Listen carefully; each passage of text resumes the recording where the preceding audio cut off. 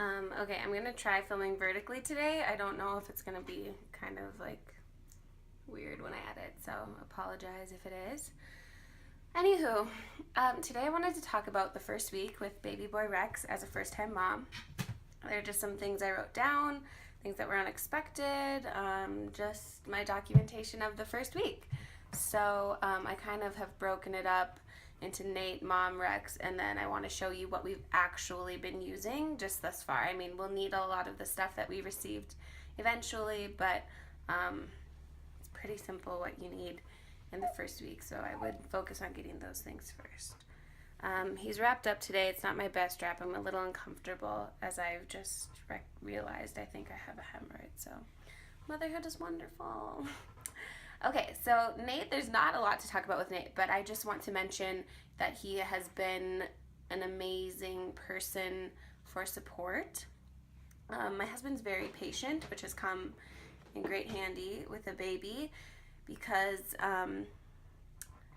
there are times when I'm like in the shower or something and Nate has to hold Rex and he can't be consoled, and Nate's very patient about that and just tries different things. Nate's very patient with me when I'm having a little spell of baby blues or doubtful of myself or anything like that. So having a support person has been major. He stayed home the first week. This is the second week now, and I'm alone, and it's going okay. But yeah, so that was that. The first week too, I was pretty much on bed rest. Not required, but for 72 hours, they want you to just be doing skin to skin. And of course, I was healing, so I mean, I'm still healing. But with Nate home, he did everything domestic. He ran to the store, he played with Twig, he made supper, all the meals, just helped me out. Just having someone for domestic duties, he probably didn't get to hang out as much as maybe he should have. He definitely got his skin to skin time, but if you hired like a postpartum doula or something like that, they could probably do more of that, or your family members, but we didn't have anyone here. My doula was here, but she lives about an hour away, so she came down twice and helped out, but yeah, that was that. So then moving on to me, like I said, 72 hours for sure, I was like on bed rest, which was amazing, and it was kind of hard for me, and my back was so sore. My body's still sore for different reasons, but laying in bed all day was a lot, and I just didn't know how to hold him yet in like holds for breastfeeding, and that's still kind of, still a challenge, but my body was just so sore from doing things that it's never done before. Then by day 4 and 5, I broke out of the house. I got to take a walk. The first day out was just ridiculous. I think I have a clip I can put in. I just threw on like whatever clothes I had. I had Nate help dress my lower half, and my Depends was sticking out, and I was like walking around the block. So people probably thought I looked crazy. And I just, yeah, it was all mismatched. But we were so happy to get out. It was my first time wrapping him up by myself. Well, not completely by myself. Nate handed him to me and everything. But we're getting better with the wrap, but it still needs to be worked out a little bit. So I got to escape the house. So from there on out, I just tried to, be a little active every day, whether that was housekeeping or getting some fresh air outside, which we should do today, baby.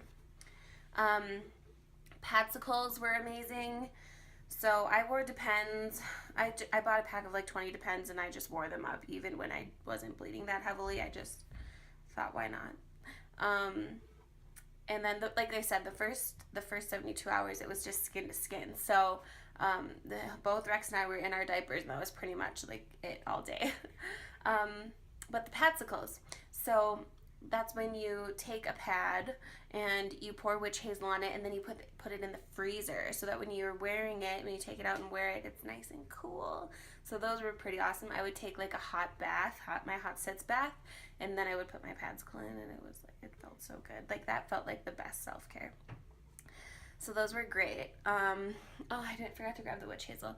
I bought Thayer's witch hazel that's alcohol free and unscented from Natural Grocers, and I think I'm gonna get more because of that hemorrhoid.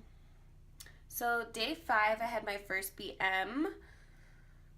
I was supposed to call if it didn't happen by day 4, but I'm not always that regular, so I held out, and I finally did. But I was drinking prune juice, having like fiber cereals, having fruits, and that sort of thing. So it wasn't as scary as I thought it was going to be, but yes, that's what happened, just so you know.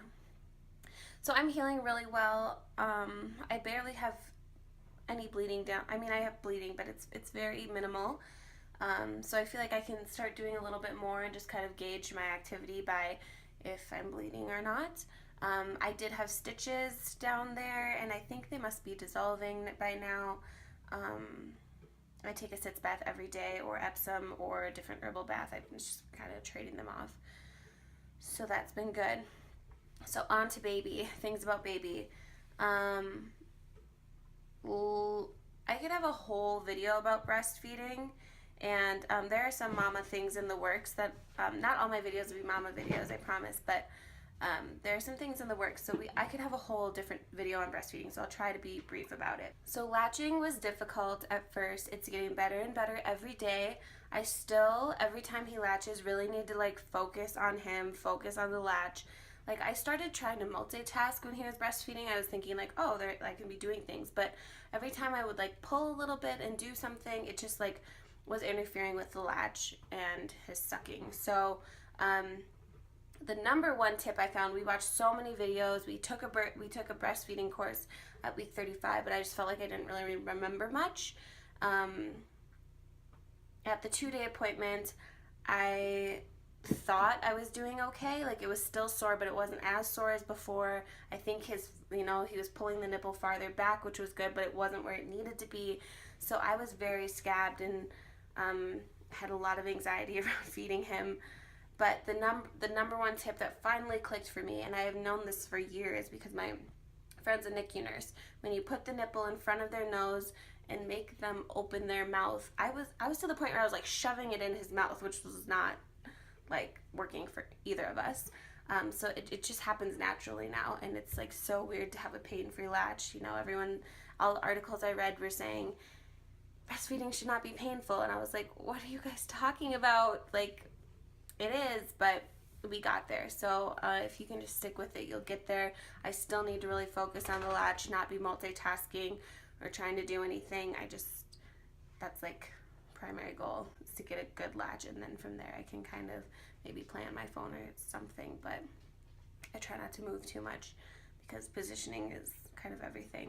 Speaking of breastfeeding, from holding him in all these weird ways, we were doing the football hold for a while because I thought that was the least painful, but I like overextended my wrist and I had a bruise here earlier in the week and some swelling. So be mindful of how your body is. My body was so sore. So on that note, let's talk about baby blues a little bit. I forgot to mention that I've cried every single day that he's been born. Most of the time it was regarding breastfeeding or the latch not going well or something like that. The past few times, sometimes it was unexplained. Sometimes I would hear him cry if Nate was like changing his diaper, and you know, no one's the same as mom, so he would be crying, and just hearing him cry made me so sad. I've become a little bit more immune to his cry, but sometimes I would just be sobbing for no reason, just like the smallest thing. If Nate wanted to like play a video game with his friends, I would feel so like lonely and isolated. I would just want to cry. So that happened, but it's normal, and I did have my placenta encapsulated. Sorry if the rocking's bothering you. It's helping him, I think. I did have my placenta encapsulated, so I've been taking 2 a day of those. Tried to do 1 morning and evening, but I might have to even up that. But I'll see. I'm gonna see how it continues to go. But just when I'm tired, mostly I get like really emotional. So yeah, he had a red pee on day 2, which I was kind of freaking out about, but Nate, being the diligent binder reading citizen support person, he was like, yeah, that's in the binder, like, you didn't know? So that wasn't a big deal, I guess. Their kidneys just are starting to work. I know they said in the classes that little girls would get like a little period, but I don't remember them saying boys having red pee, but it happened, just so you know. Then he doesn't have a BM. He didn't have a BM every day. He had his first meconium, and then I think it took 3 more days after that for him to have another bowel movement. So I was kind of concerned about that, but they weren't at the birth center, and now he has like 1 to 4 a day. So then as parents, we had our first like pee shower as having a boy, you know. We decided we wanted to wipe him down, which we haven't given him like a real bath yet, and even that one wasn't that great because by the time we were finished, he was peeing everywhere. He like double peed. It was laughable because it was like we were such noobs, but yeah, so we've had that experience, and Nate's had that a few times, I think, while changing him. I really am trying to be conscious about opening his diaper and kind of closing it and keeping something on his penis, but you know, little boys. So what we're challenged with right now is sleeping. He only wants to sleep on my chest or if held, which is perfectly adorable and great, but it can't last forever. So we're kind of deciding, we're transitioning to like true co-sleeping bed sharing and or the bassinet. He doesn't like to be on his back, or his startle reflex will like trigger when I place him on his back, or he'll get the hiccups, or he'll poop, or something, you know, something happens. So that's been a struggle. I don't know if you have any advice on that for those of you who are mamas, if you're watching this. And I have a lot of anxiety about co-sleeping because Nate is not that alert of a sleeper. He's not that like conscientious, but as a breastfeeder, it's really easy to have him in bed with me. Our bed is really soft, so that also makes me nervous. And then the bassinet I'd love to try, but he hates like being that far and on a cold, hard surface, you know. Like, I don't know. So I'm having a little trouble with that. Of course, there's influence from family and friends on what we should be doing. Most of my friends that are mamas, even bottle feeding mamas, are co-sleeping, and we've gotten a lot of good research on co-sleeping. I just don't know if we have the right setup. So I'm looking at a DockATot. I don't really know right now. Right now I'm just getting sleep any way I can, which is basically, Twiggy, stop please, which is him on my chest. There have been a few times, I mean, like sometimes I can get him in the bassinet for like minutes, like 10 minutes, and that's a success. We finally did get him in his vibrating chair. He seems to like that if he's alert. He'll hang out in there for, I'd say, like half an hour to an hour, maybe not an hour. But we're just trying different things, I guess. So if you have any advice on getting a newborn onto their backs, that would be cool. So yeah, that's like kind of it. The last thing I'll mention at the sit down part is that we were Googling like literally everything. So we didn't have family around, so maybe that's why, but we've used Google so much. So I think it's easier to have a kid now because there's so many resources online. I spent so much time reading about latches, reading about breastfeeding, reading about engorgement. We've Googled how to burp a baby. We've, like, from start to finish, if there's any questions we have, we usually go to Google first, and that's been really helpful. So that's kind of our life as first-time parents. I will take you into the bedroom now and show you our little setup, even though I've kind of changed it this morning. As I've mentioned, we're trying to get him in the bassinet, at least for like naps, just to practice. But yeah, let me show you what we've actually been using. Okay, so this isn't exactly how it's been. That changing table actually goes on top of the bassinet, but now we're trying to use the bassinet. So I took it off, but I also took out the bassinet basket and have it in the kitchen because that's where we just were before I wrapped him. So excuse the mess. Your house just gets messier when you have kids. It's like amazing how much I don't care about messes right now. So there's the bed. This is my side. Nate didn't sleep in the bed at all last night, actually. So we got the sound machine. I don't know if that's actually helping or not. We've got our boppy and like a bajillion pillows because breastfeeding and sitting propped up or laying down or all of the different positions I need to try. So where should I start? So we have his laundry bin over there. This looks confusing now that I don't have it set up. So this changing table is usually on top of the bassinet, and this is how we kind of keep it. It is like a vinyl material, but it's so cold when I place him on his back when he's naked, and he hates being on his back anyway, that I usually keep a receiving blanket on there. And then of course we just leave the wipes out. Then the like Moses basket, I think they call it, sits in here, which we haven't really been using. Then 2 baskets came with this bassinet. One holds all the receiving blankets. We go through probably 2 to 3 a day. And then burp rags. This one looks pretty messy, but it has like fuller blankets in it, which we really haven't been using for anything. And then all of his little sleepers. We only have about 10 newborn sleepers that he barely fits into. He's still pretty small for them as far as length, and we go through those quite frequently, so I just leave those there. And then my breast pads are there, but I've really only used 1 pair because we don't go out much. This station has been really key. I put this on my registry list, and then my friend sent it to me probably just a week or 2 before he was born. I'm really glad we have it now. So we just keep a bunch. This is like low, like I need to restock. I keep diapers usually in these 3. We have a hand sanitizer. This just kind of is a catch-all. So we have our nose Frida. Where's the actual nose Frida? Huh, great question. So we have the nose Frida and the replacements. I just have a few different little outfits, like one regular onesie. This is a sleeper, but it's huge on him. A washcloth in case he pees, and then little stockings, which he doesn't really wear. The temperature, I should take his temp right now. 97.5, coolness.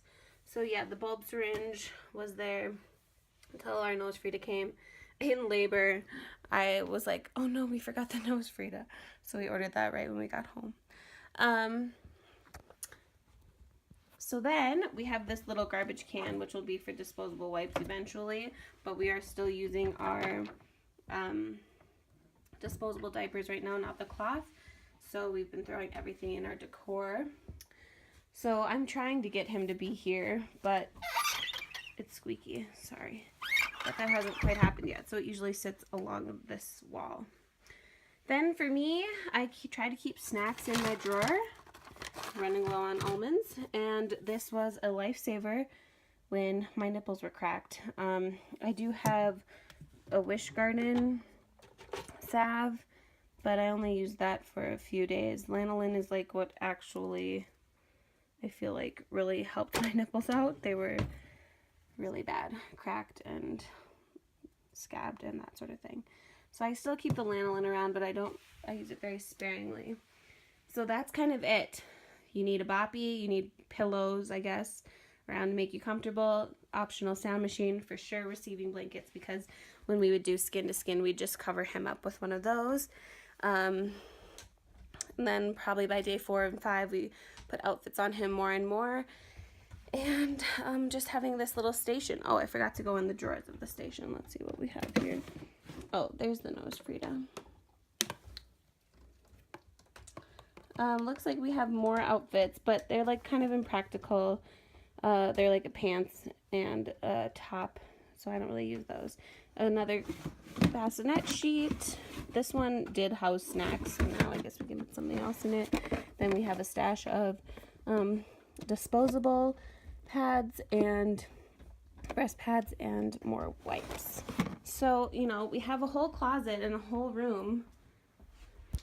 We have a whole closet and a whole room that's his, that holds more supplies, but that's like been our station, and that's like really all we've needed as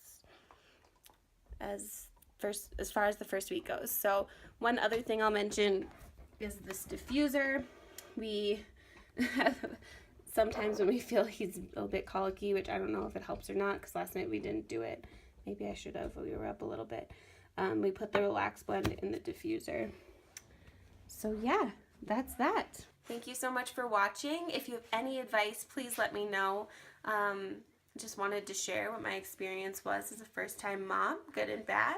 So I think we're going to go feed, but you can always leave a comment below or find me on social media. I'm on Instagram mostly at TidyTour, and not all my videos will be mom videos, I promise. So I hope to be back next week with a non-mommy video. So thank you again for watching, and I will see you next time. Bye.